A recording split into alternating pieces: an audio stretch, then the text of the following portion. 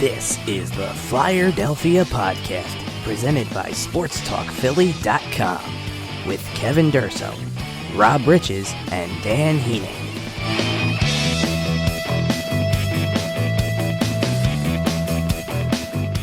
Hello, Flyers fans, and welcome into another episode of the Flyerdelphia Podcast, part of SportsTalkPhilly.com. I'm your host, Kevin Durso, joined once again by Rob Riches.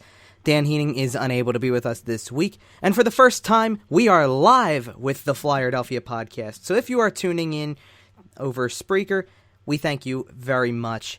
And we're here on this Monday night to take a look back at the opening week of Flyers hockey for the 2017-18 season. And the Flyers opened the season with a West Coast trip.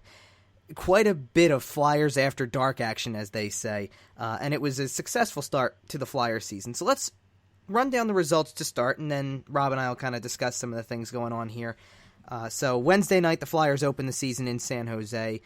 And what a start it was for one Wayne Simmonds. 3 goals for the hat trick in the season opener. That includes the game-winning goal in the third period. Gave the Flyers a 5-3 win. Claude Giroux and Jordan Wheel scored the other goals, both in the first period. Big night for Shane Gostisbehere and Jake Voracek, each with 3 assists in the game. And Brian Elliott in goal gets his first win as a Flyer as well. Thursday night, the Flyers were back in action, playing on back-to-back nights. Tough test for the Flyers, but they stayed with it for most of the game, facing the Los Angeles Kings. The Kings scored midway through the second period and added another goal late in the third, as Jonathan Quick stopped all 35 shots he faced, including 17 in the third period, in a 2-0 Flyers loss. And then Saturday night, the Flyers were in Anaheim to close out the California trip. And again, another hard-fought game. The Flyers get the lead in the first with a goal by Ivan Provorov from Nolan Patrick right as a power play expires. The Ducks tied it up in the first. The Flyers took the lead again in the second with a goal by Sean Couturier on a nice drop pass from Voracek. Cam Fowler ties it up in the third with a shorthanded goal for Anaheim. That game goes to overtime, and just 44 seconds in, Couturier set up Simmonds for the game winner, a 3-2 overtime win for the Flyers, and they start the season 2-1-0. So this is obviously a pretty good start for the Flyers to get 2 wins on the road to open the season, and 4 out of a possible 6 points. Rob, what was your assessment of the first week of the season? You know, it's one of those weeks that you could almost describe it as typical Flyers hockey. You know, they come out with a big win in Northern California to start the season against the Sharks, and right, you know, they get right back into it the next night, and they find themselves shut out against LA. But yeah, that's something where, you know, the offense, you know, you could almost say was there. They put out, I think it was 35 shots on goal that night, and couldn't beat Jonathan Quick. It looks like he's reverting to his old form. But, you know, it's one of those things where there was a lot of shots there, but they weren't exactly testing him. And then you come out, they came out on Saturday back in Southern California. They took the Ducks down in overtime. That's not really something I can complain about. Yeah, I hear you there. We got to remember, too, you know, when the Flyers opened the season last year in L.A., they didn't face Jonathan Quick. Jonathan Quick was already out with an injury by then, so they got the benefit of facing backups at that point in time, you know, and that's the thing. You're gonna run into those every now and then, but this is obviously something that they managed to avoid last season, and this season you got Quick in his truest form, really, the Stanley Cup form, really. A guy who was dominant and completely in control of that game from start to finish. And, yeah, you know, it's nice to see the Flyers keep their foot on the gas into the third period in that game. But really, there really wasn't much that they could do to solve Jonathan Quick, if nothing else. The fact that the Flyers had a couple power play opportunities in the third period and couldn't capitalize was really their demise. So that's the big thing with that LA game. I want to stick to the positives on this because, quite honestly, to come out of the West Coast portion of this road trip, they still have one more game to go, obviously, on the road portion of the on the 4-game road trip here to start this season. But I want to stick to the positives because, quite honestly, looking at the way their schedule was, looking at the teams they had to face, I wasn't so sure they were going to come out of this thing with more than 3 points. So to get 4, to get 2 really good wins. And not just that, but winning the game on Wednesday was important to start the season off on a high. The game on Saturday, they played so well in the final period of that game to have a mishap on the power play lead to the shorthanded goal that ties the game in the first place, to take as many shots as they were to really test John Gibson in so many ways. I mean, he had to make several 10-bell saves just to keep Anaheim in that game. And then you do get the payoff. You do get the early overtime goal that gives you the win and the second point. It just felt like one of those games that was going to come back and be one of those, played well enough for 2 points, only got 1, and that's a good thing to see. It's a good thing to see the team stay with it on Saturday, to stay in the game. I think that's important. So this isn't even the first time we'll bring the Ducks up on the show, is it?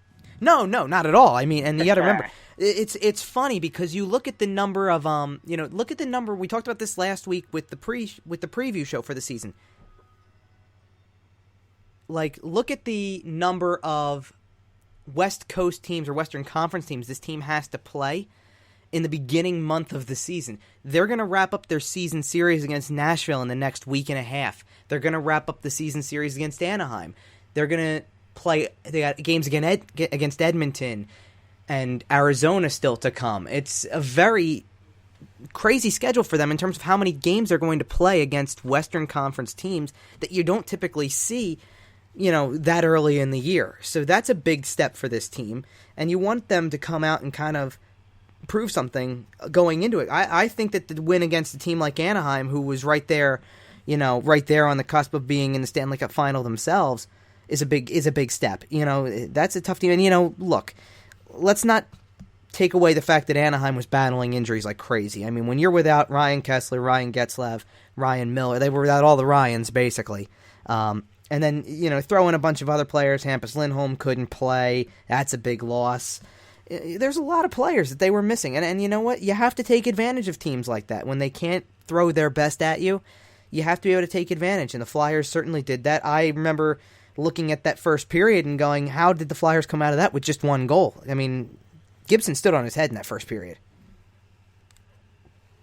Yeah, he absolutely did. I mean, and look, there's positives to take out of the loss as much as there is the wins, because, I look at Thursday and I go, good start to the season for Michael Neuvert. He certainly couldn't be faulted for either of the 2 goals that were scored, and the fact that that's a good effort for a very young team. I think that's one of the big things you can look at. That's a good effort, to have that many rookies in the lineup, to have to throw them out there immediately in a back-to-back situation, and to get that kind of performance. Yeah, you don't get the points out of it. You end up falling 2-0. It's disappointing. But really, that was a 1-0 game for probably about 27 minutes or so, given the fact that the Kings scored midway through the second, or a little before that, actually. And then that 1-0 lead had to hold up until there was 2.5 minutes left in the game. That's progress. I mean, that's more progress than we certainly probably could have expected coming out of the gate, don't you think? Absolutely, and that's one of those things where that second goal in that King game, that was an absolutely excellent setup for Tyler Toffoli from Jeff Carter. I mean, there was really nothing Neuvert can do about that one. And Lewis's goal, like you said, I mean, it's one of those games that can kind of be summed up where if the Flyers didn't have bad luck, they'd have no luck at all. Yeah, and I look at the second goal too for Toffoli's goal, because I look at that and I go, how does the 2-on-1 start? It's a pinch by Travis Sanheim, who is just trying to play his role in that situation. Yeah, you know what? At the end of the day, you're going to look at the footage of that. You're going to look at the game tape on that and say, he got caught pinching. That's how the 2-on-1 starts. But you're down to under 3 minutes to go. You have to do anything you can to get a goal. And he's trying to stay active in the attacking zone and be an offensive presence, which is part of his role. I don't fault him for that, and that's a big thing to make sure that these rookie players stick to their role. We're going to do a whole section on the show later on about just how the rookies have been in this stretch. But the whole team in general, I've liked the way the top line is played. We're going to talk a lot about the way the fourth line is played, because that line has been off to a really good start. Maybe not in terms of point production, but you can see the improvement. The second power play unit essentially got a goal in that game on Saturday. It wasn't considered a power play goal, but the pass from Nolan Patrick out to Ivan Provorov came with 2 seconds left on a power play. By all standards, that's a power play goal. And the second unit got a goal in the first game too. We have to acknowledge that Jordan Wheel's goal came on the power play right after the second unit stepped on the ice, using some speed in terms of zone entry. I think there's a lot of signs of improvement with this team, and to play Western Conference teams and have to compete at a high level. It sounds cliche, but it really is a big step for them in terms of getting into these situations and getting into these tight games against tough Western Conference teams, really of which, all 3 of which have playoff hopes in some capacity. We got to remember, LA's season got derailed pretty quickly last year with Quick's injury. He's good to go now, and they're off to a good start. So I don't see that being a hindrance on them, that they're going to be a team that you can't call potentially playoff worthy. They still have it, and this is a big start for them, and it gets even bigger. And we'll get into obviously the week ahead as well, but it will get even bigger when they play Nashville on Tuesday night, because that's going to be such a big test for them also. And Nashville hasn't exactly come out of the gate the strongest. We'll look into that too, but certainly a lot of things to like out of this game. Out of these 3 games, I should say. Rob, what was is there any player or any line that stood out to you? Like I said, we're going to talk specifically about the 4th line, but any combination of players that really stood out to you that made these first 3 games a little more enjoyable or showed some sign of improvement in your eyes? The 4th line does speak for itself. I mean, they've been outright incredible, but I've been a huge fan of that 2nd line.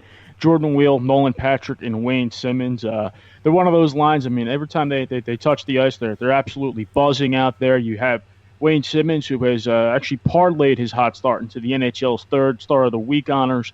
And you have Nolan Patrick. Anytime you watch him take the ice, you're almost excited to see what the kid can do. So that 2nd line has just been it's been excellent to watch this year. And then you have the new look 1st line as well, with Giroux on the left wing, and just seeing how that experiment continues. I've been liking to watch that as well. But that 2nd line, I mean, that's right now. I mean, it's exciting. It's fun to watch. It's all over the ice. You really can't go wrong with that line right now. Yeah, and well, I'm curious to get your thoughts, Rob, because for Wednesday and Thursday, that 2nd line was completely the way that you just talked about it. And then on Saturday, they pull Nolan Patrick from line 2. They move Valtteri Filppula up to line 2. And Nolan Patrick was playing on a line with Travis Konechny. And I kind of, upon hearing about that, got skeptical. I didn't like the idea of, after 2 games, almost essentially, it felt like a demotion for Nolan Patrick, like go down to the 3rd line. Now, maybe we can certainly view this in 2 different ways here. We can view it as the demotion and start talking about Dave Haxtell and the way that he's been talked about so many times before, with the way that he maneuvers lineups. I kind of had a little bit of a different perspective. I was a little skeptical of it, to be honest, because I'm skeptical of it from an offensive standpoint, because the 3rd line is not generally supposed to drive the offensive play when you're on the ice against a team's top line usually. But that was what I thought of with Nolan Patrick as well, because his preseason was so defined by 2-way play, and he was good at it. So I wanted to see how he handled that, if he could drive offense that way. I didn't love the 3rd line before with Filppula and Dale Weiss playing with Travis Konechny. I thought Konechny brought almost too much speed to that line to be able to do anything with his 2 line mates, because he was, it's one of those guys who's thinking faster than the other 2 in some cases. So I liked the idea. I thought Filppula on the 2nd line actually worked out okay in that game. I'd need to see more of it to know if it's really going to work, but I thought it worked out okay. But I really liked the Nolan Patrick, Travis Konechny duo, and I'm curious to see what you thought about the way that those 2 lines were shuffled. Obviously, it's one of those things where the way I look at it, why fix what's not broken? That 2nd line wasn't exactly broken. It wasn't really in need of major repair. But on the other end of the coin, you have Nolan Patrick, who, it's pretty much worth looking into what he can do as far as how he can gel with other players on the team. How well can he work with Konechny, especially if these 2 are supposed to be the future of any Flyers front lines. But seeing how Patrick can work with Konechny, and also how he can work with Dale Weiss at the same time. Maybe he can provide a spark to Weiss's game or anything like that, and seeing how Filppula can handle that 2nd line duty as well, working with Wheel and Simmons. So it's one of those things where you don't like to see that line get split up, but if you have a chance to see how Patrick can gel with some of the other players on the roster, and maybe work on his 2-way, start to strengthen his 2-way game, on the bottom 6, on centering that 3rd line.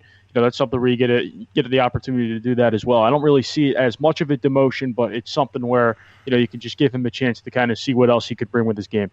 Yeah, and I mean, I don't see, one of the other things about it is that typically, like I said, you put a 3rd line on the ice, and the 3rd line is supposed to be that defensive balance that counters a top line's offensive strength.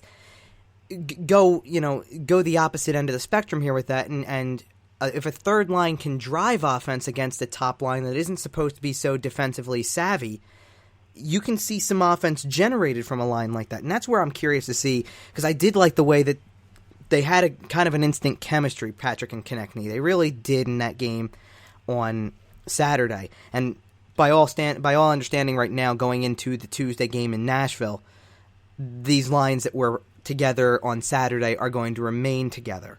So we'll see how it looks for another game. I mean, I'm with you, Rob, on the top line. The experiment should continue at this point. It hasn't done anything to hurt the Flyers. As a matter of fact, that top line was very instrumental in the second goal of the win in Anaheim, because it was a nice stretch pass from Giroux to Voracek. Then Voracek roars in on the wing, kind of goes wide on a defender, and manages to get a really nice drop pass off to Couturier, who's left unmarked at the front of the net, and is able to score the goal. Bit of a lucky goal when you think about it, but good hard work paying off there for the top line. So I'd like to see, and then I look at the third line and I go, Nolan Patrick nearly put the game on Konechny's stick, or really did in the roughly, I think it was right before the last minute of the third period, and give John Gibson credit again for making another stellar save that really forced overtime there, because Konechny had a golden opportunity to end it right there, but still, you want to see that a little bit more, and just keep seeing where this goes. You know, the second line has been off, not necessarily been, it's not that it's been not been off to a bad start, but obviously all of Wayne Simmons' scoring right now is coming in varying situations. Wayne Simmons has 4 goals over the course of the first 3 games. 2 are on the power play. 1 is into an empty net, where you're essentially it's like killing a penalty at even strength, just because of the fact that you're on the defensive waiting for an opportunity to go in on the empty net, but you can't abandon your post to try to get to the empty net. You have to make sure you have the opportunity. And then the game winner in overtime is at 3-on-3. So all these situations are varying, even though it's considered even strength goals. So I haven't seen anything from that line yet that shows strong generation for even strength play. I've seen the top line drive some of the play at even strength. I thought Patrick's line with Konechny and Weiss did well at even strength in Saturday's game. I'd like to see that middle line, that second line there, really get going. And like we said, the fourth line really speaks for itself at this point. We'll get way more into that in just a moment. We talked a little bit about Nolan Patrick just now. We're going to look at Nolan Patrick and all of the rookies that have made this team in our next segment. And we're going to get to that in just a moment, because that is the early results for the Flyers. 2 good wins on the road. Wednesday night, the 5-3 win in San Jose. Saturday night, the 3-2 overtime win in Anaheim. And a tough loss on Thursday night that really comes down to goaltending. The Flyers had their chances. They had power plays. They were just... That was a brilliantly played defensive period by the Kings in the third period. I thought they played that as well as any team could, and that's the type of play and the level of play defensively that's going to make them a good team again after a year where they missed the playoffs. They really went through a lot of changing of the guard there, new head coach, the whole 9 really with that, and that's a good start for them, no question about it. But the Flyers, with 2 wins in those first 3 games, that's a really good start. You could really make a big statement in the week to come by coming out on Tuesday night and pulling out a win in Nashville if possible, because that's going to make a huge statement going into the home opener coming up at the end of the week. So those are the early results for the Flyers. When we come back, we will take a closer look at how the rookies have performed. So stay with us here on the Flyerdelphia Podcast. You're listening to the Flyerdelphia Podcast with Kevin, Rob, and Dan on SportsTalkPhilly.com. Back here on the Flyerdelphia Podcast, and there was obviously a lot of hype surrounding the rookies that made this team.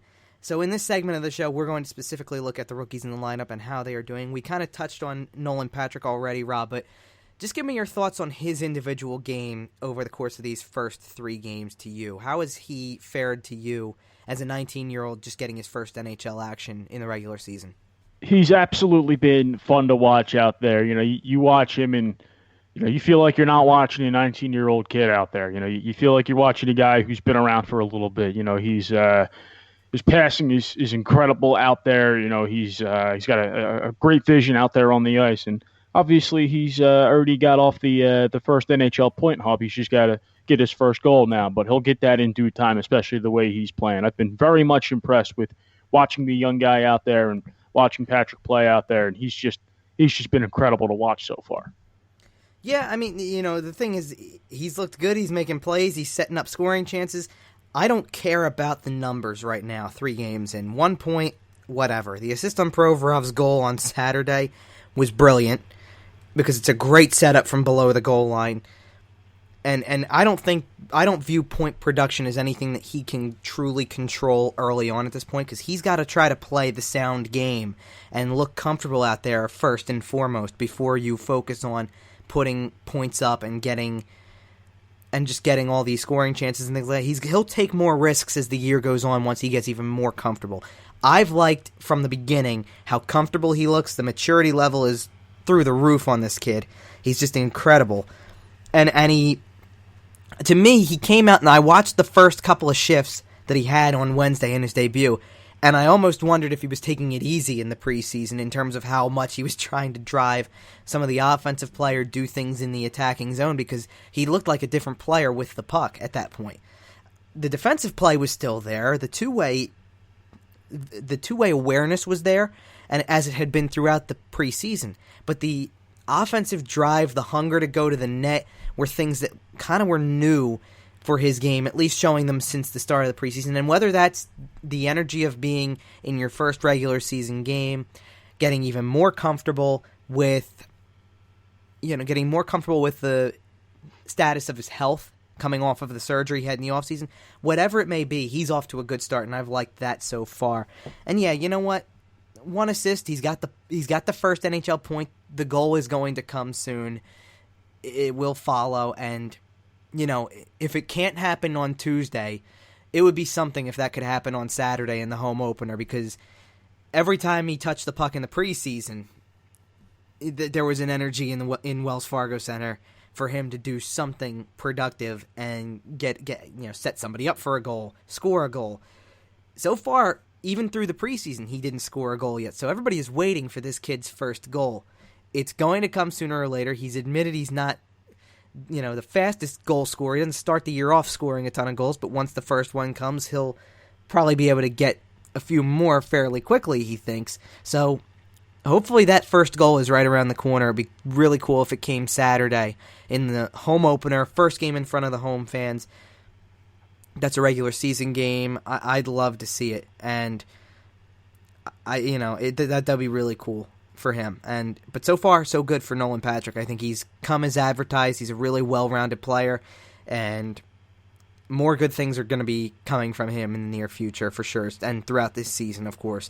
Now, Rob, I would like to get your take on the next rookie I have on the list that was in the lineup, and we're going with a couple. We're starting with the ones who have played in all 3 games first and foremost. So let's talk about Robert Hägg in this case, and I want to get your thoughts on how he's looked over the course of 3 games, playing in all 3 games so far. What are your thoughts on him in these first 3 games?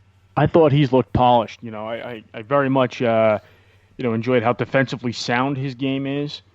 It's especially because he was out there with Shane Gostisbehere, who we know Ghost as a very offensive-minded defenseman, somebody who is always going to thrill you with his offensive game, and a little flashy. As you have Hägg, who's a little more defensively sound. I think that's a pairing that brings great balance, and I think that he and Gostisbehere can help bring out the best games in each other, and they can really balance well out there. So he's been a thrill to watch as well, and obviously, he's not the flashiest player on the ice, but he's one of those guys. He gets out there and he does his job, and he does it pretty well. Did you have him on your final roster when we made predictions, Rob? I did. Okay. Now, I was going to say, I couldn't remember if you did or not. I know I didn't initially, but man, I'll tell you, I've been impressed with this kid so far. And I wasn't sure where his career was going over the last few years. He had a really rough year 2 years back, I guess it was. Last year, he had a really strong year, which is the reason he got his first. It was the reason he was able to make his NHL debut at the end of the Flyers season like that, just to get a chance. You kind of took the phrasing of what I was going to say, Rob, pretty much, because I call it, I have the word steady down. He's been steady defensively. I've been so impressed with him in the way that, he's looked like a he looks like a veteran out there too in some capacities with the way he's been able to play defensively. And there have been a few moments, but those are going to happen as a rookie. I think one strong thing is that, and it's not to throw shade at Ivan Provorov or anything like that, because Provorov is obviously bordering on another level of young NHL star with the amount of time he plays, the plays he's making. He's so comfortable in his second year. But let's not forget, 3 games into Ivan Provorov's career, there was a really, really, really, as bad as it could get, game in Chicago. And for Haig, that hasn't happened. And yeah, there's a couple of plays that you go, I wish I had that one back, or, he might want something to change on that play or do something differently, wishes he could. But there's not a lot, maybe 2 or 3 at most, and I can't say that all of them have resulted in goals. I think that he's really been sound the whole way through. I like the pairing with Shane Gostisbehere. I think that's a very good pairing. Together, they look good through the first 3 games. I thought, I said at the end of the camp that I thought Haig was one of the defensemen that showed he could be reliable and consistent defensively, and so far, to me, that's what I've seen. And to keep that going is going to be a big thing, but I think we look at Haig coming out of camp and remembering that it was basically it was a week ago Sunday that he was named officially to the final roster, and he was on the team. He had made it regardless of the situations that were going on in cutting down the roster. Beyond that, he was in. He was one of the guys that had clearly won a job, and you're starting to see why, because he's definitely been consistent. He's jumped into the play every now and then, which I like to see. He doesn't do it a lot, and it's kind of hard to do it when you're on a pairing with Shane Gostisbehere, who is the offensive-minded guy, but I've loved when he's been able to think that way, makes a little bit of a jump up into the play, but for the most part, he's been keeping it, shutting it down in his own zone, being very effective. I've liked what I've seen so far. Let's turn our attention to the other rookie who has played in the first 3 games of the season, Taylor Lear. And like I said, we're going to get into the fourth line as a whole in our next segment, but this is just specifically what Taylor Lear brings individually. What have you thought of his start to the season, Rob? Before I get into Lear, I just have one last point on Haig. I think it's kind of funny that you mentioned that you weren't really sure where he was going a few years ago, and I remember it was because he had played with men in the Swedish league, and then he came to the Lehigh Valley, and it was something where he kind of struggled to find his game a little bit. And I remember he was kind of at odds back when Terry Murray was coaching the Phantoms, and it was something where it seemed like I remember being at a press conference where this was in the 2014-15 season where Haig had wanted to go back and represent Sweden in the World Juniors, and that was something that Murray was absolutely not thrilled about whatsoever. And I get where Murray's coming from there. He doesn't want to lose one of his guys for a tournament, but at the same time, it seemed like Murray and Haig didn't exactly get along very well, or Haig wasn't really developing well under a defensive coach like Terry Murray. So it was something where now his game's able to flourish, and now that he's made it up to the NHL, he can, his game's only going to get better from here. He's still steady, but Taylor Lear, obviously, we've seen how hard this kid has worked in the preseason and how hard he's worked over his career with the Phantoms. It's almost. I remember Dan mentioned something about Jordan Wheel. I think it was last week or the other week about how he never wants to go back to the AHL again. He absolutely busted himself to get up to this level, and I'm feeling similar thoughts on Lear, where he's absolutely willing to give 110% into every shift and really help re-energize the fourth line in the process. Yeah, we said it before. He won a spot. There's no other way to look at it. He won a roster spot. And I think we're starting to see why. The way that they're driving play, he's bringing speed to a line that didn't have any speed guys for several years now, really, and that's a great start to anything, is to get in there and just be a presence that people are seeing on the ice because they're noticing your speed. Everything else is going to kind of come around eventually. I've always liked Lear as an AHL player. I always thought he was a very valuable member of the Phantoms, but I looked at his potential and thought, basically this is a guy who can be a bottom 6 NHL player with due time and given an opportunity. It's nice to see it coming out of camp, because I don't think that throwing him in there in the middle of a season like he was a year ago or anything like that, it's it's not that it's forced, but you don't have time to adapt to a different role. He was a first-line guy with the Phantoms, so he's going to be probably a fourth-line guy with the Flyers. Well, the role is totally different. They're not going to give you a lot of ice time in that early stages of your NHL career, especially if you're called up mid-season. And, being on the fourth line now, he's not going to get a ton of ice time, but you'll see them rotate the lines more for a guy who was always part of the plan. So by winning a roster spot, it means he was always part of the plan. So you're going to see him on the ice more, and I like that direction so far. I think that, I think he's proven why the Flyers put him on the roster with the amount of speed he brings, the way he can drive play. We're going to get into the chemistry he has with that fourth line and things that have been going on with that. I'm hopeful that points follow soon. We had a column on Flyerdelphia and SportsTalkPhilly.com on Monday about the fourth line as a whole, and it was kind of talking about how points are going to possibly, there's potential for points out of this grouping as a whole. We'll get into that even more in the next segment, like we said, but to talk about just Lear in general, I've always liked him as a player. To see him get regular playing time and to see him actually driving play a little bit is a great sign so far. And with that, I want to go to the next rookie that we have on the list, and this is the last one who has played so far this year. And he didn't play Wednesday, but when Travis Sanheim got into the lineup on Thursday, we just talked about how there were a couple things on both goals that, mistakes that were noticeable, being in the wrong place at the wrong time kind of thing. Rob, what are your thoughts on his first two games and game 1 to game 2 in his NHL career? It's funny when I saw that Sanheim was selected to play in a second game against LA. I figured, all right, have Sanheim play this game, get Moran to come up against Anaheim, and then figure it out from there.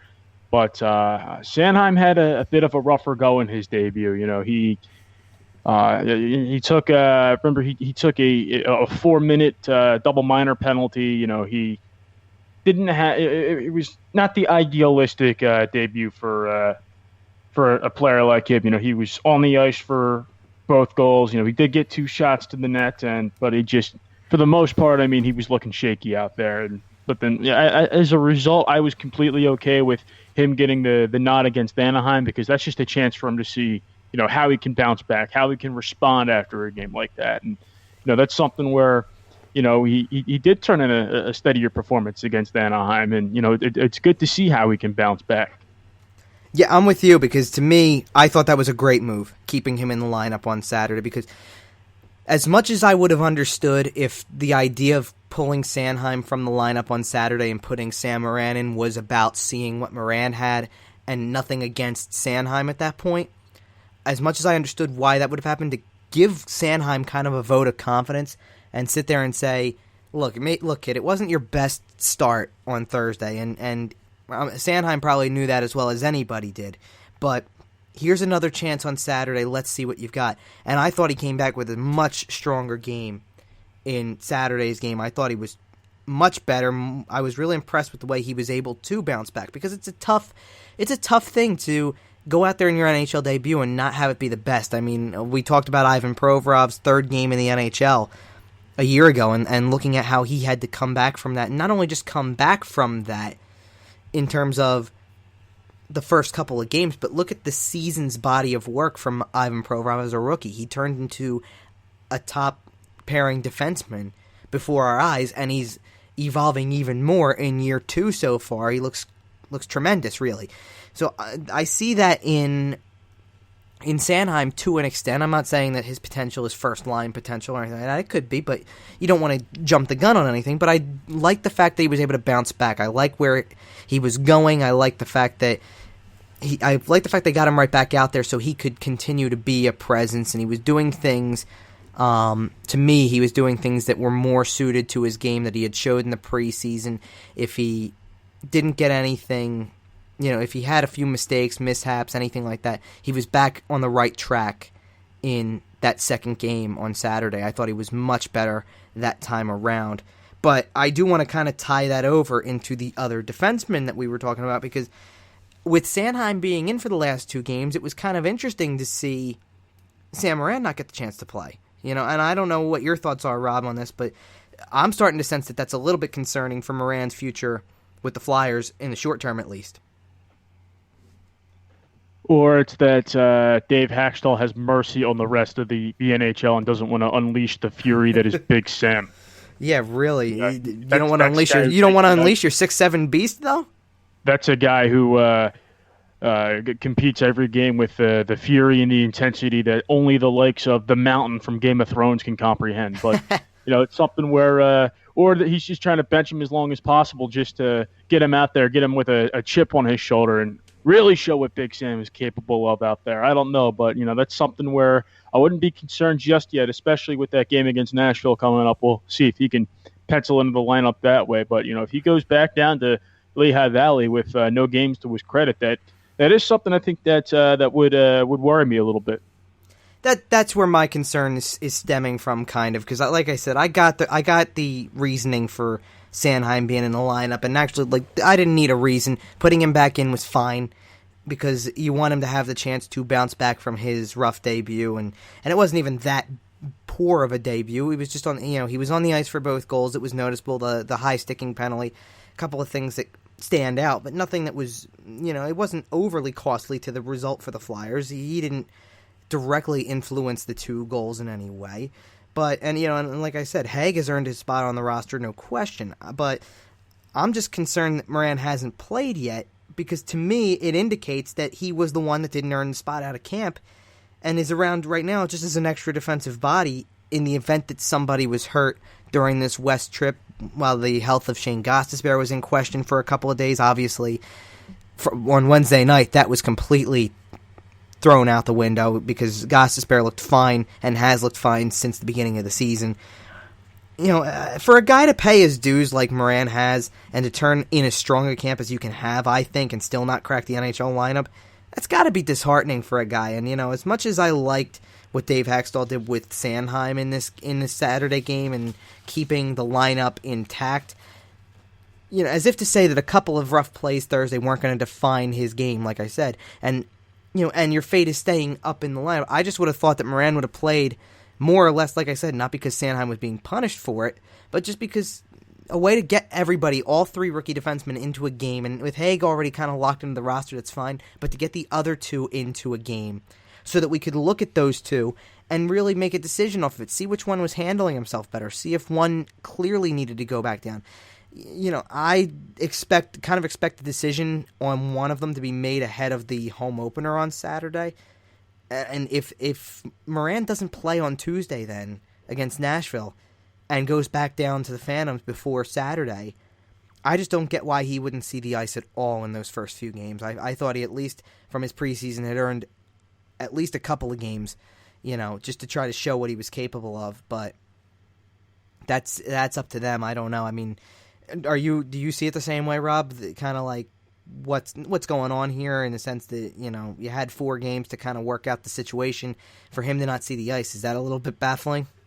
It's something where I just want to know what exactly it was that went wrong, because he did turn in a respectable camp. He was really strong in the preseason, and I remember coming into camp, into this preseason, I thought that a spot on the roster was his to lose. So I don't know if it's just a matter of things just aren't going his way, or if it's something where that there's really something that's really a cause for concern, or something that's just in Dave Haxtell's head saying, we can't play this guy. But I don't know what it is that went wrong with Moran. And, it's something where, if he gets sent back down to Lehigh Valley with no games under his belt, that's something where, he'll be back up soon. It's not something that's going to last forever, but it's something that's just really going to go down as kind of a baffling storyline early on in the Flyers season. Well, and that's what I'm saying, too. Like, I completely agree. I'm sitting here going, at some point in time, I figured at the very least you could pencil him into one of the 2 spots that were supposedly open on the blue line from the beginning of camp. And then as the camp progressed, and really,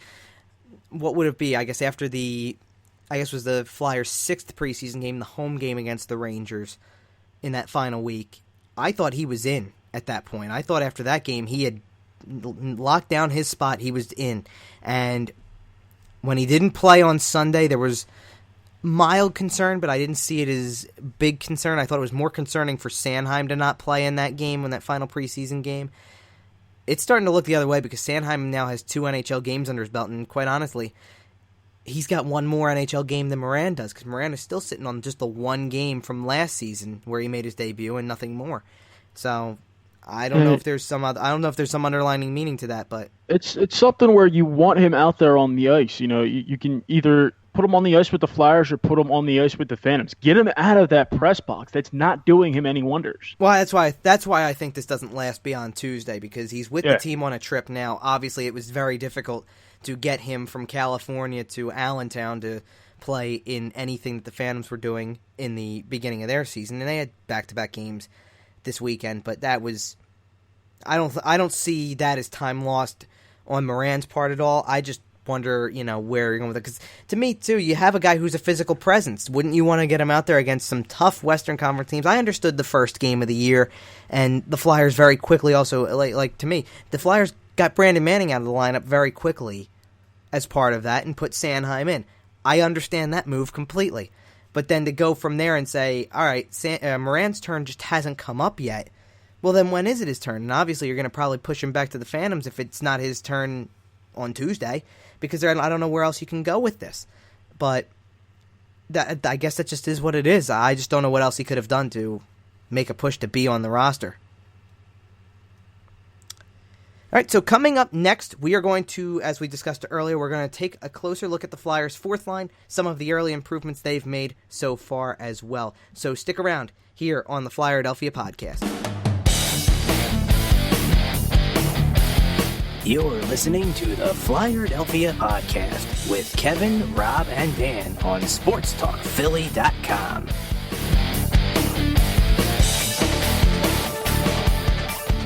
Back here on the Flyerdelphia Podcast, and we briefly hinted last segment about the fourth line and the improvement shown through 3 games. It's time to take a bit of a closer look at that now. And first off, I do want to give a little plug here to Jeff Quake, who wrote the column on Monday regarding the fourth line and some of the improvements and how point production should be coming soon for these guys. Really a truthful statement when you think about it. Rob, what have your thoughts been on this fourth line, Scott Laughton-Taylor earlier, Michael Raffl, the way they've played so far in these first 3 games? It's basically a fourth line renaissance for the Philadelphia Flyers.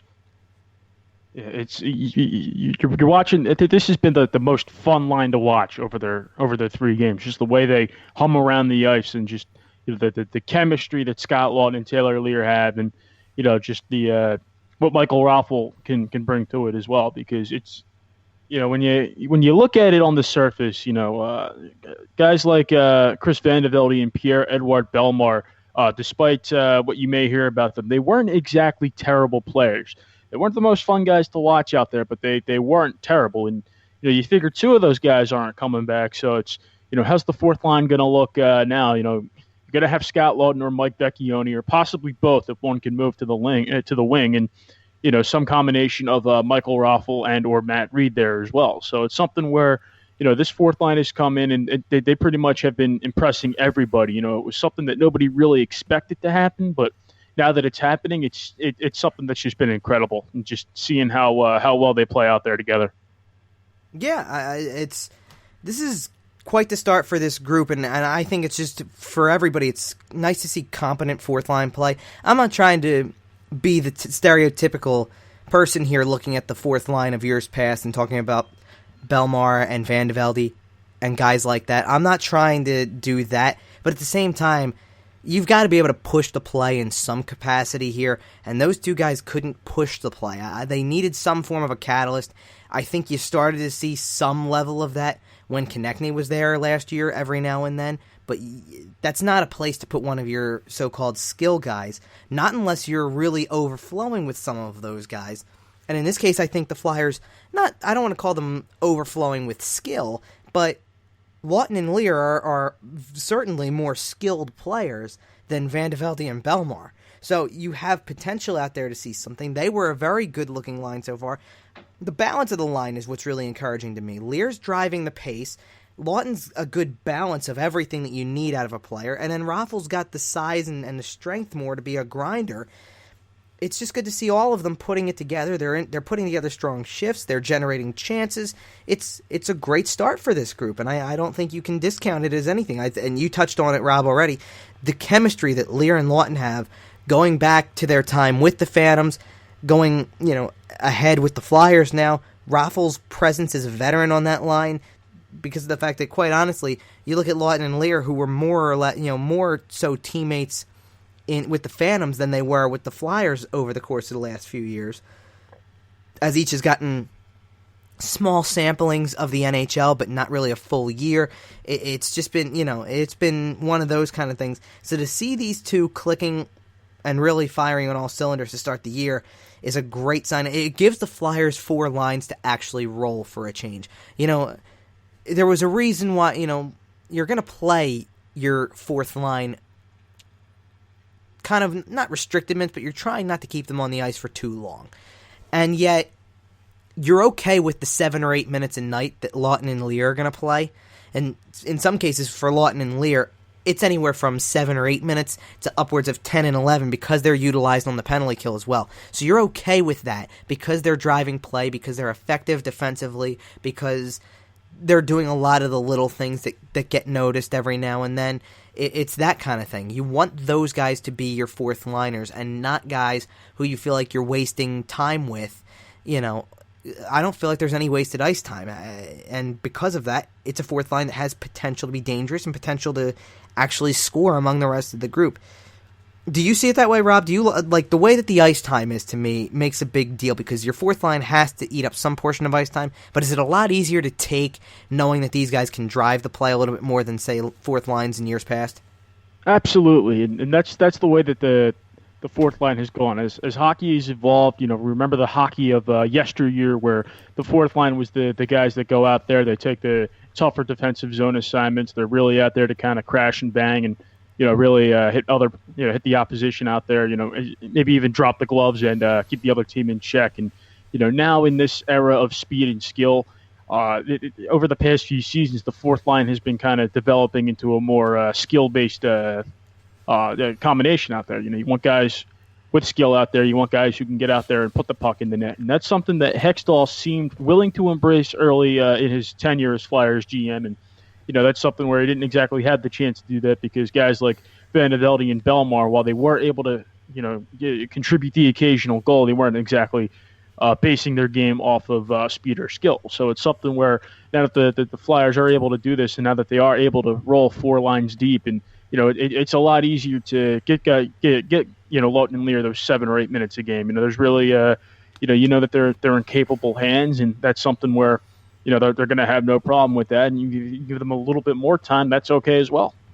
And let's not forget about Raffl in this situation either. Raffl's a guy who, at one point in time, the Flyers had to consider a first-line winger because they just didn't have anybody else who was playing at a level high enough to go up there, or they were unwilling to put a guy, in years past, to put a guy like Konechny on the top line. You're just not as willing to do that when they're all rookies and things like that. Now you're in a situation where these kids, Konechny's playing third line, you had Nolan Patrick playing second line, Sean Couturier is playing top line to put Giroux on the wing, you've got Jordan Wheel playing on the second line. You're able to balance out those top 6 players a lot better, and because you're able to balance the top 6, the bottom 6 has more balance as a result. So to see Raffl playing on the fourth line is not a knock on him as much as it is a credit to the depth that the Flyers have put together over the course of the last few years, because obviously, you look at the last few years, if the Flyers' fourth line was caught on the ice in any situation, it was almost like you were waiting on the moment the puck ended up in the net because of the fact that they just weren't able to get it done and get situations where they could be productive in their own way. It was all, like we said, it's kind of like wasted minutes. You're putting guys out there who just aren't driving the offense and aren't the most sound players defensively anyway, that are trying to drive the play and eat up those minutes where you really need to have grinders. These guys, these 3 are grinders. That's the thing. They're guys who go out there and work hard and try to do as much to be productive as they can. And if sometimes that means shutting down a team in a tough defensive situation, that's what it is. But so far, to me, this group has been great, and I hope that they stick together and continue to play at this kind of level for several games in the season, throughout the year, because that's going to be what separates the Flyers from other teams in the Eastern Conference. They're going to have to it's a lot of teams in the Eastern Conference this year are going to be very closely matched in terms of the way they are. Teams like Carolina and the Islanders with good prospect pools who are building and getting closer to being back in the playoff picture. Buffalo is another one that has a good pipeline forming. New Jersey, things like that. Those teams are all kind of at the same level right now, and teams that find a way to balance themselves out the best are going to be the ones that are still around when April hits and still in a race. That's what's going to be important for the Flyers. It's way too early to look into that, but right now the Flyers have a good fourth line, and that's more than they could say a couple years ago, I think. So when we return, we're going to wrap up the show by looking ahead to the games to come this week. We said 2 more to come in the week ahead, and we're going to go and take a closer look at both of those. So stick around. We'll be right back here on the Flyerdelphia Podcast. You're listening to the Flyerdelphia Podcast with Kevin, Rob, and Dan on SportsTalkPhilly.com.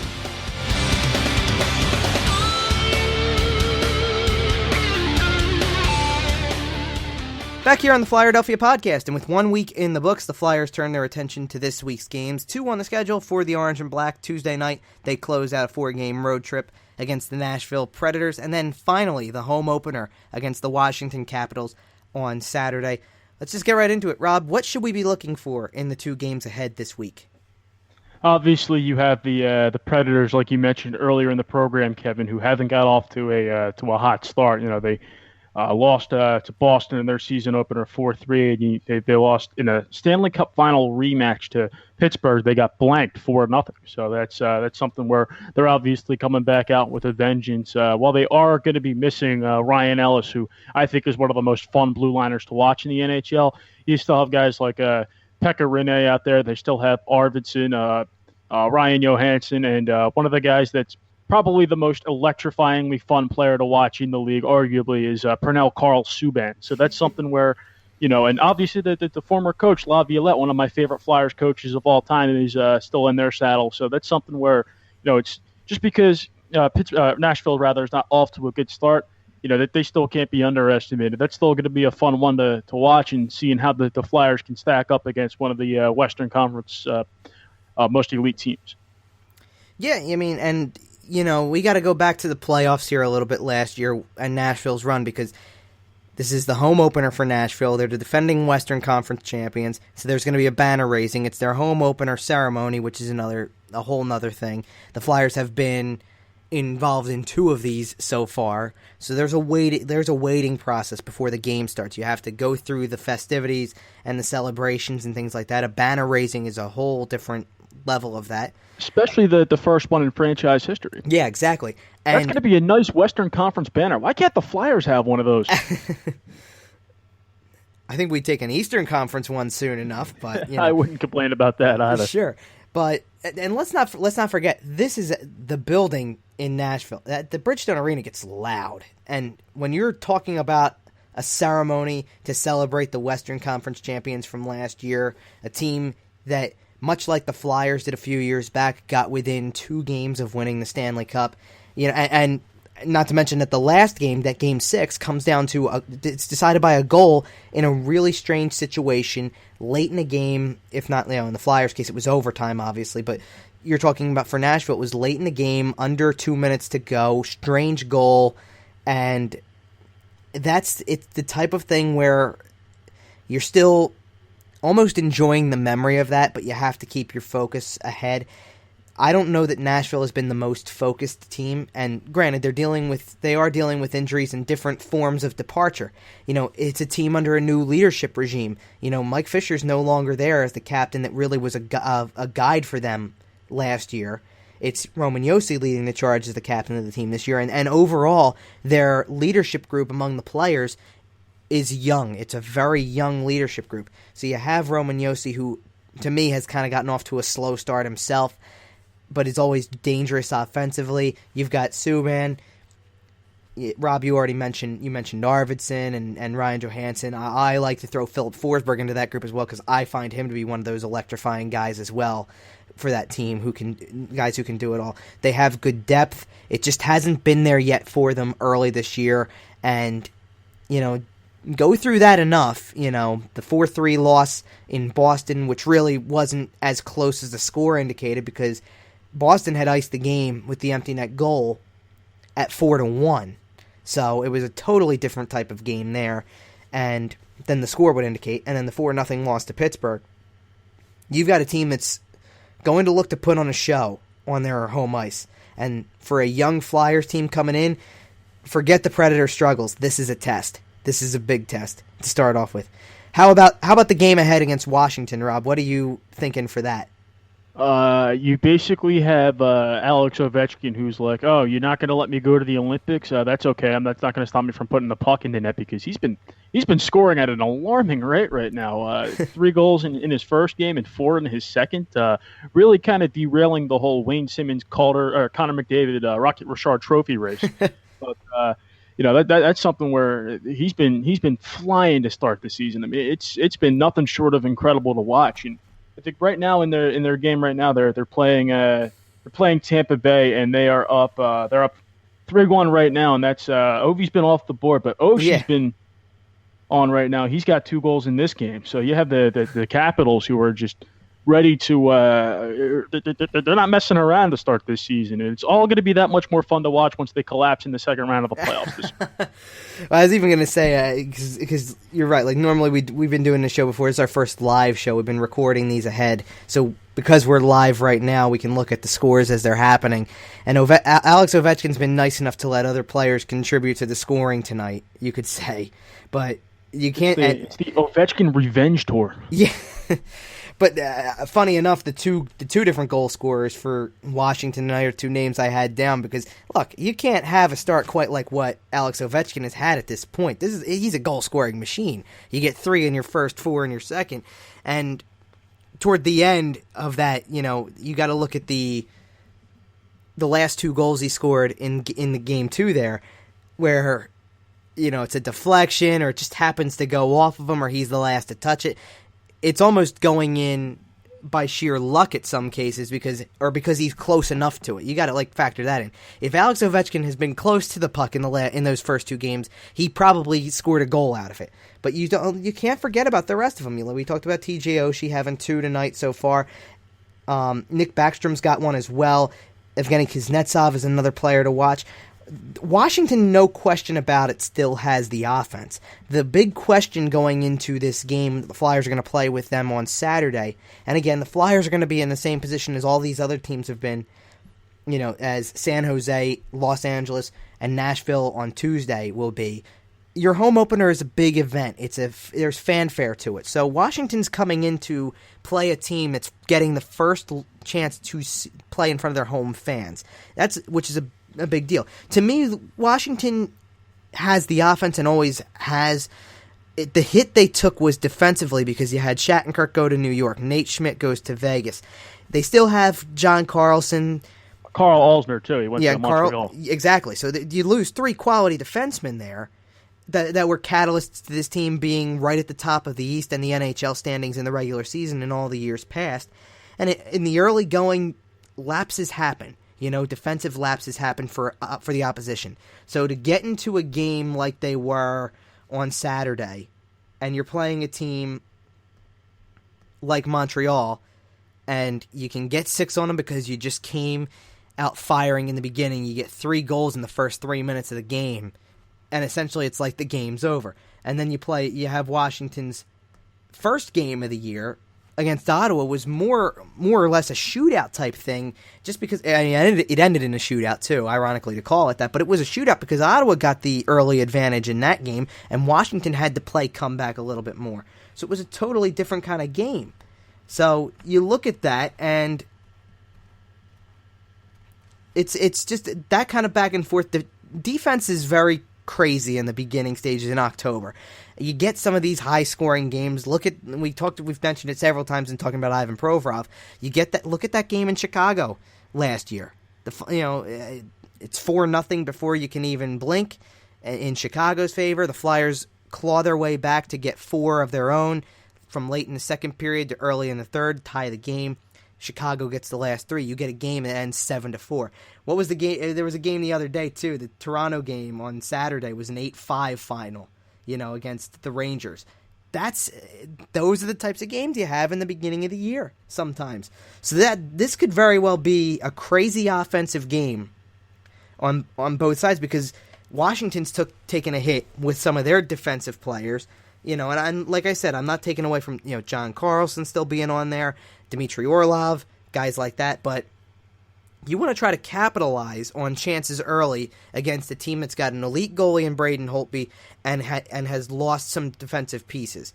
The other part of this to me in both of these games, consistency across the board. You want the four lines to stay consistent and to keep rolling and keep generating chances. You want defensive play to be consistent. You want to get solid goaltending. And the power play. The power play came out like crazy in that first game. They go 3 for 3 to start. They finish the game 3 for 5. And then after that, they haven't been able to generate a power play goal. Now, I kind of dismissed that a little bit because in that Saturday game against Anaheim, it was a near power play goal. It was still the second power play unit on the ice that gets the goal before the guy was even able to jump out of the box. So it's kind of like a power play goal, but still, you want to see that step up, because power play, especially if Washington or Nashville gives you chances, you want to capitalize on those. What are your keys for this week, Rob? Obviously, try not to get too caught up in the hype. Obviously, when you have these teams like Nashville and Washington who are very skilled in their own rights, it's easy to kind of be daunted by that. So it's something where they, can't buy into the hype, or it's just something that they more or less just kind of have to evaluate each game. And obviously, there's the chance, especially later on in the week, where Washington kind of slows down a little bit. And if there is that opportunity there, that's something that the Flyers have to make the most of. Yeah, and Washington obviously so far, we talked about the result at least, or how they're doing so far tonight, being up 3-1 in their game.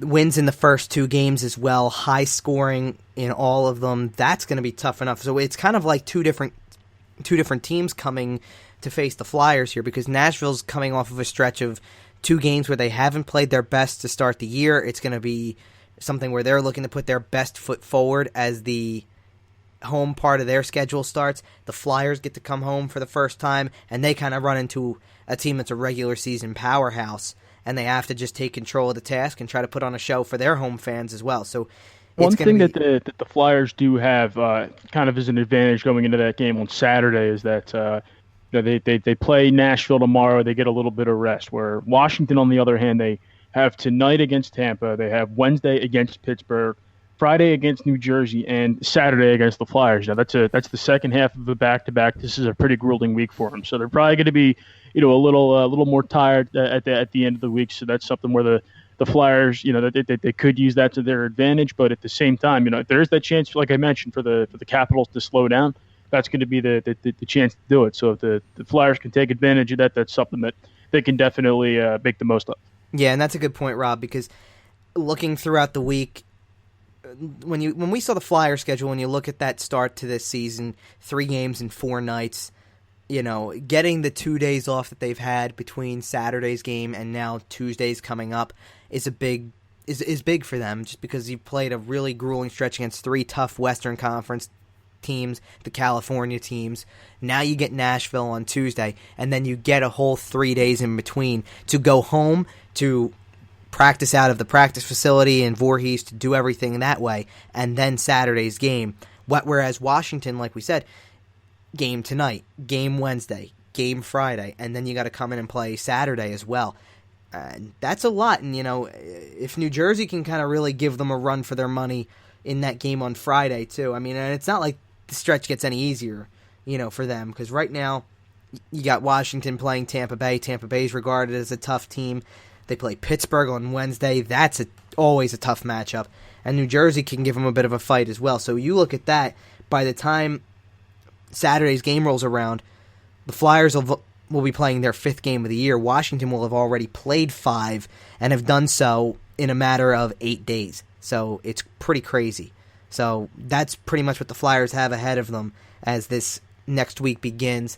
And obviously it's going to get busier as the rest of the month goes on. But right now, nice for them to get a breather after the California trip. They got, like we said, the 2 days off going into Tuesday. They'll get 3 going into the game on Saturday, the home opener against Washington. And then even after that, there will be a little bit of a break for them again to be able to try to regroup before continuing a nice homestand that they're going to be on during this time. Rob, before we sign off for the night, any final thoughts from you?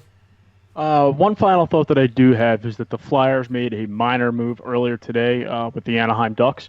They traded Leyland Irving. Well, basically, it was two separate deals. It could almost look like one deal, but they basically acquired goalie Dustin Tokarski, who's going to report to Lehigh Valley to play, and they shipped off Leyland Irving, who was basically just kind of another guy who was hanging around it.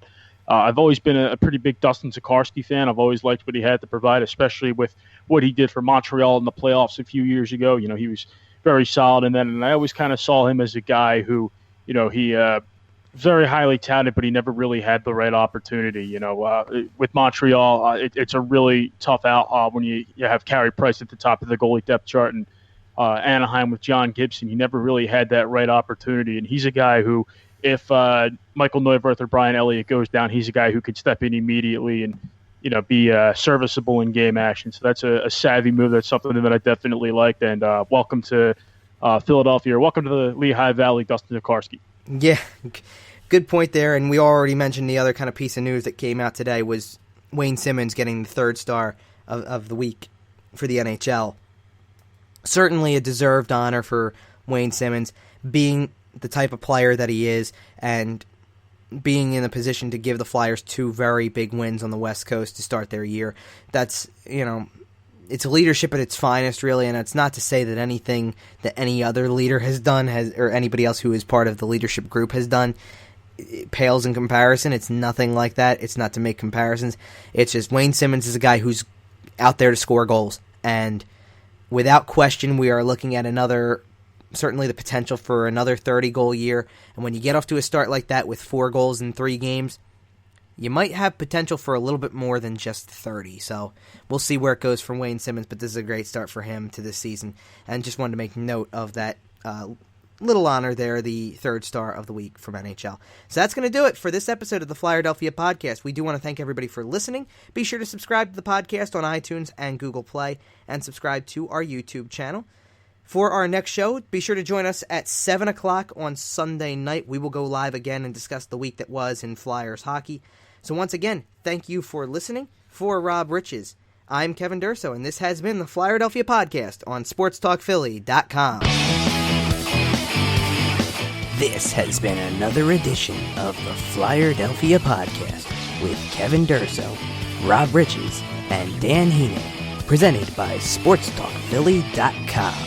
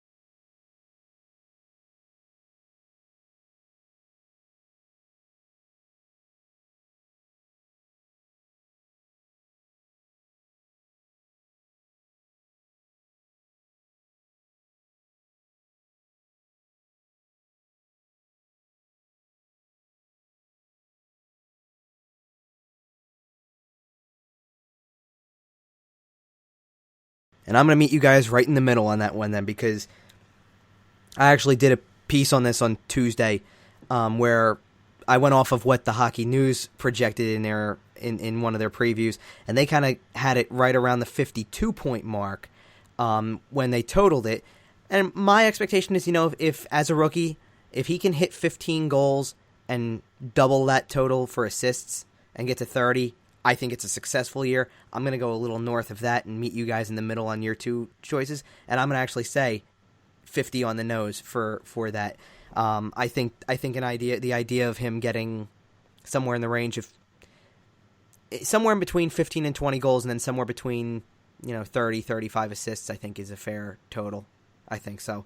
And the assist total could be higher, and it could be 15 goals, that kind of thing. So we'll see what it is, but I think that in between those two numbers on each side will bring you out to 50 somehow. So that's what I'll go with. And then lastly, this is the last question we'll do for predictions. Like we said, you can catch a whole bunch of predictions, both Flyers-based and NHL predictions, including teams, playoff teams, a couple of the conference champions, Stanley Cup pick, award winners. We're going to do all of that in that piece that's on the site on Wednesday morning. So do look for that. The last one is obviously this is a question that kind of got thrown in there a little late, but we want to ask it just to see how close one of us can get on the staff, but even more so the three of us among us. So with Oscar Lindblom not starting the year at the Flyers, he'll obviously, we assume, find a way to be called up some point during the year based on something, whether it's an injury comes into play, something like that. So what is the date that we should expect or that you would predict for Oscar Lindblom's call-up? Rob, I'll let you go first on this one again as well. I'm going to say right before the Christmas break. Okay, so you're talking mid to late December. Yes. Okay, Dan, what's yours? I kind of looked at Jordan Wheel's time because I have this comparison with Wheel and Oscar Lindblom, and I was thinking it might be that Vegas game, that February 11th, but then I figured, it's going to be a little different this year. I think injuries might take a little toll a bit earlier, so I'm going to go with January 18th. I believe they're going to play Tampa Bay that night, excuse me. So I'm going to go with, right after Rob's prediction, I suppose. Okay. So to give a more exact answer, their last game before the Christmas break is December the 23rd. That's a road game in Columbus. That's the second of a back-to-back against Buffalo. So I'm actually going to go with that Tuesday and go with December the 19th. Okay. Just ahead of the game on the 20th against Detroit then. And he would debut at home. Yes. I'm thinking the same kind of thing, sort of, at least in Rob's mind, with it'll be a home game. It'll be something where they can make the call quicker. That's a 5-game homestand, too. Yeah, exactly, and that's a good timing for it. I have something a little different. I was originally eyeing up something pretty early, kind of, and I pushed it back a little bit. I'm going to say it's going to be December 2nd that we'll see Lindblom make his NHL debut. That's a home game on a Saturday against Boston, shortly after the Thanksgiving point. The Black Friday game is the week before, so that's kind of my target. It's about 2 months in the minors. I just see something happening that forces them to make a move, and that's going to probably be your first guy, I would think. So that's why I'm going with it. There's really not much more to be said than that. I think we'll see him sooner rather than later. And that's pretty much, I think we've covered just about everything we could get our hands on in this episode. If nothing else, it's time for Flyers hockey. Certainly, to all of our listeners out there, enjoy the game on Wednesday night. It's a clean slate. We've obviously talked about a lot of possibilities.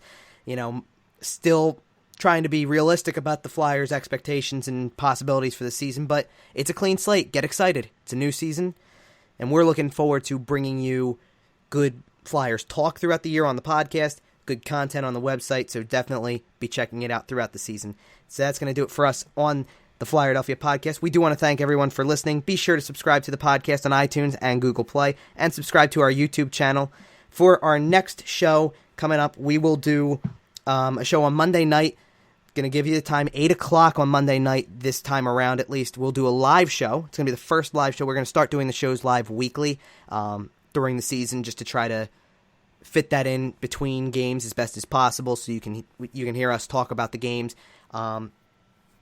And that way we can kind of pick times when there's a break in the gameplay for a little while, and the Flyers are usually, Sunday seems to be a typical day when they're off, so we'll kind of do it like that. But usually Sunday, Monday kind of thing. But we'll start on Monday night. That'll be the 9th of October, 8 o'clock. We'll be doing the podcast live. We'll take a look back at the first 3 games of the season from this week. We'll start looking ahead to next week, couple of games. leading up to one game and on the road and then the home opener. And that's pretty much where we'll take that show. So once again, thank you for listening. For Rob Riches and Dan Heening, I'm Kevin Durso, and this has been the Flyerdelphia Podcast on SportsTalkPhilly.com. This has been another edition of the Flyerdelphia Podcast with Kevin Durso, Rob Riches, and Dan Heening, presented by SportsTalkPhilly.com.